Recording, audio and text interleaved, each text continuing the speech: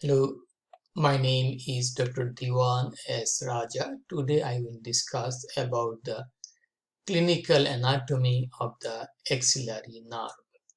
The axillary nerve comes out of the posterior cord of the brachial plexus. So this is the brachial plexus. It has three cords, the lateral cord, the medial cord, and the posterior cord that is posterior to the axillary artery. And from the posterior cord, one of the branch is the axillary nerve. It has the root value C5, C6, and the nerve is this. This is the axillary nerve. It passes posteriorly through the quadrangular space accompanied by the posterior circumflex humeral vessels, passes around the surgical neck of the humerus. This is the surgical neck of the humerus. So it passes around the surgical neck of the humerus. It innervates two muscles. One is the deltoid, another one is the teres minor. It has a cutaneous branch, the superior lateral cutaneous nerve of the arm. So it should be here around that place. We have the lateral superior cutaneous nerve of the arm.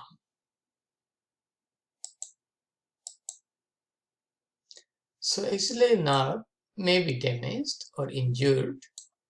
It may be damaged due to fracture of the surgical neck of the humerus. We just discussed that the axillary nerve passes along the surgical neck of the humerus. So any fracture of the surgical neck of the humerus may cause damage to the axillary nerve. Or axillary nerve may be damaged or injured due to inferior dislocation of the shoulder joint. The head of the humerus is dislocated downward.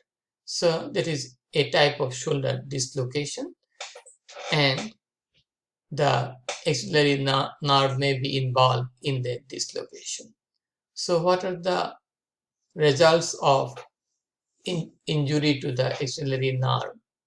It results in loss of AB duction and partial loss of lateral rotation of the shoulder joint, loss of abduction because deltoid muscle is the major muscle for abduction from 15 degree to around 90 degrees.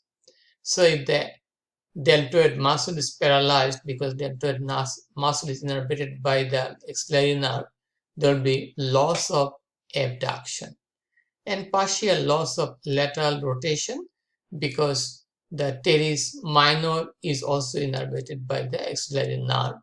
But for lateral rotation, we have other muscles around the scapula for lateral rotation. So it will be just partial loss of lateral or weak lateral rotation of the shoulder joint, plus there will be loss of abduction of the shoulder joint. Loss of round contour of the shoulder. So this person has this shoulder joint lost the round contour because it is lacking nerve supply. No nerve supply, then no function, so muscle will be atrophied. So loss of round contour of the shoulder and loss of cutaneous sensation from the superlateral aspect of the arm. From this part, cutaneous sensation will be lost. From that part, the cutaneous sensation will be lost. So we got axillary nerve. Axillary nerve innervates two muscles, the deltoid and teres minor.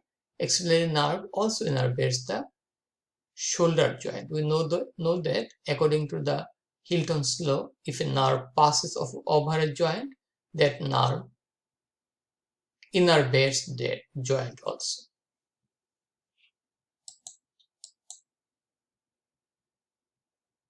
Okay, we got the clinical anatomy of the axillary nerve. We have to know that the axillary nerve, what happened if there is any type of paralysis, we'll have loss of sensation from this part, the lower part of the deltoid, because of the damage of the cutaneous nerve, that is a branch of the axillary nerve. Okay, and that's all about the clinical anatomy of the axillary nerve. If you have any question, please feel free to ask me. Please share the information with your friends, and please support my channel. Please subscribe me. Have a nice day. Bye now.